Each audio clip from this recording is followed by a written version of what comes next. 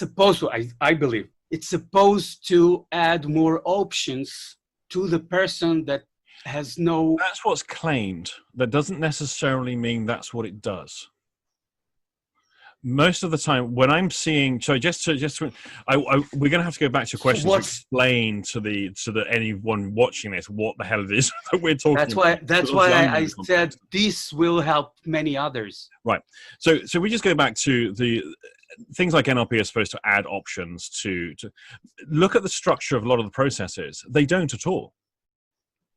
They don't. They just switch meaning. It's not that, it's this. The swish pattern, not that, it's this. Reframing, it's not that, it's this. So many of these structures don't add map across. Yeah, they're just telling you another version by which to experience stuff. Which and is that version, another option. No, that version is according to the practitioner's interpretation and projection upon what they think is the right thing. It doesn't add options for you. It imposes the practitioner's values. And that's where the problem that's where it can happen. And that's largely why within the metaphors work, what shaped initially in the early days, we were trying to solve the metaphor of the problem being a riddle to be solved. And in my early workshops, that's what we were doing. But then over time, I realized, hang about. James Lawley's got a point here. This is projection and imposition. So then I started to look at what is content imposition. James Lawley is one of the people who developed clean language, where part of the work is to attempt to avoid content imposition of my stuff into your solutions. And so it's a clean way of exploring language. Yeah. Fantastic model, by the way. And it's one of those things I highly recommend people go off and study. And James and Penny are fantastic teachers of it. So, but in NLP, there's a lot of content imposition, even though they claim to be content free, because the content is the values and biases of the individual practitioner or trainer. So it can go to the dark side in that respect. I've completely forgotten what the original question was, because I got what we're not doing is pursuing kinesthetic change. Kinesthetic change may or may not happen during a session, and that is not our primary goal. I'm not saying kinesthetic change is something that is wrong and we shouldn't pursue that within a therapeutic framework. Nothing wrong with that at all. Because some people, they don't want to change. They don't want to do anything different. They want their life to be exactly as it is. They just want to be happier. Nothing wrong with that. But that's not what I do. And that's not what this work's about. So those people won't come to me. And they won't come to the training. What we're doing is we're giving people a skill set by which to think. And actually come out of the socially prescribed version of reality that by which they're supposed to think things and they're supposed to experience. And we allow them a place and a space by which they can be authentic with their experience and actually go, oh, you know what? That is what I feel. They don't. That's the session itself? Yeah, they don't have to rewrite the rule, what they experience to fit the social paradigm, which is what most people do. People's denial of their experience in order to fit the prevailing social paradigm is extraordinary. No, I'm not angry with you. I'm just a bit tired at the moment. You know, it takes forms like that. Oh no, that doesn't really bother me. I'm not too bothered by that. When they are bothered by that, you know, oh no, I'm just not in the mood tonight. Actually, it's because I don't like you. You know, that kind of stuff. Our whole social script is built around deception. Now, if we know we're deceiving, probably nothing wrong with that. Okay, it may not be legal, but nothing wrong with that. But it's when people are creating this persona of deception and they don't know they're doing it. They have become blind to the fact that they are lying to themselves. So they now are believing, this is the back to the tower thing. They're believing the whole thing and they can't see it anymore. They've lost it. So that's what we're doing. We're essentially waking people up. Most of my clients generally, I'm just trying to think now. Do they hate me? Do they get disappointed? I don't have disappointment. Is not a common thing that gets expressed to me. In the training, as the same, that guy that got the panic attack who paid 3,000, blah blah blah, and they'll never say anything. Yeah, it could be the same thing. Now I'm playing here the devil's advocate, right? No, I mean it could be. I want to ask you how questions. What? Yeah. So, I mean, it could well be that I'm deluded and I'm deceiving myself, and actually everybody fucking hates me. It's quite possible. So, if we look at what Bandler and Grinder were able to do back in, was it late 70s, early 80s? So they started to pay attention to a few things that up until that time, pretty much no one had been paying attention to. And they discovered a number of interesting things based around linguistics and the studying of effective therapists that they did. But do you know what? If you have a problem that is structured like this, so like a phobia, and you have a structured intervention that's based around the structure of the problem, the fast phobia cure, and you apply the structured intervention precisely to the structure of the problem can be changed.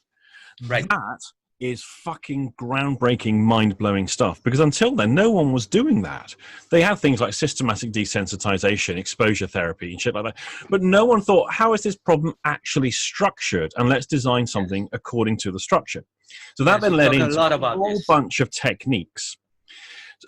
Amazing, groundbreaking stuff. And the early innovators and all the rest of it replicated that stuff and taught it, and more things were developed. And then you had the stuff like Connie Ray's core transformation and so phenomenal development. Then you have a problem in that becomes marketable, and people see that they can give up the day job and get paid a lot of money and have high status for simply talking. Because all therapy is just talking. I get paid, I can charge 6 figures by talking.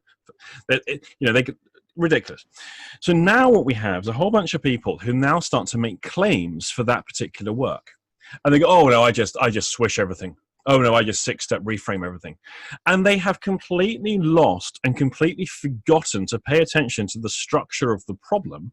And in fact, they've already decided what technique they will do before even meeting the person. So now this whole thing about understanding the structure of a human experience, the subjective human experience, and how it can be modeled out has been entirely lost from the field.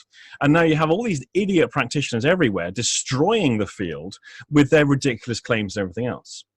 Now, meanwhile, you have other people innovating from a marketing point of view. So now you have Gary Craig's EFT, which is based around Callahan's TFT. And which was based around various energy things from mysticism and chakras and healings and stuff like that. So all these things watered down until you end up, are you depressed? Tap your face. Schizophrenia? Tap your face. Cancer of the throat? Tap your face. Having a myocardial infarction? Tap your face. And as long as you deeply and completely accept yourself, you'll be fine.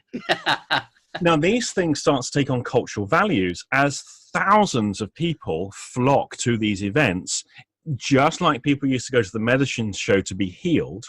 And people are going to either be healed or to learn the techniques so they can give up the pain of work and give up the day jobs. And so in every country across the planet, you have thousands upon thousands of people all trained in this bullshit. And they form clubs and collectives and practice groups, and they have websites, and they have discussions online that are public discussions. These things start to filter into public values. And the social value now is, it leaks out into, like, the political correctness starts to filter into it as well.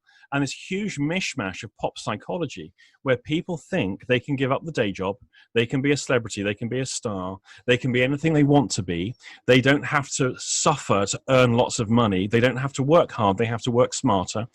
All these little memes, in the original sense of a meme, leaks into the culture, and people start to take on a mindset where change can be quick, change is easy, change should be free, and all you need to do is this technique. And that people love that. They always have done. Whether you believed in the right God or worshipped the right God or put the token into the right bucket in the church, that would get you the healing. That would get you the result. Or in the Lutheran times, you would have a favor written out for you, but you give the priest some money and he writes you a note to give to God, which now gives you a favor on the... if you look up the Lutheran Revolution, it gets explained. These things have always been there, and there's always been the people to cash in. And when so many people make these claims and so many people have the cognitive dissonance, it seems like it's a reality. It seems like it's a thing. Then someone like myself comes along and says, hang on, this is nonsense. This is not how the world works, and this is not how you'll be happy. Look at them. Most of them are fucking dysfunctional. They're drug addicts, they're alcoholics, they can't maintain relationships, their narcissistic values are off the scale, and yet they're all promising that they can save the world. Most of them can't even save themselves. And we just look at the ongoing scandal at the moment with the bootlegging stuff that we're looking at. No one can take action because they're too frightened. And yet they love the thing like FEAR. Was it fear is fear and rise? Fill it up, fill everything and rise, or whatever. It's bullshit. All of it is just nonsense. Did that answer the question, or did I go complete tangents there? Did I just go, I'm on my soapbox off you again?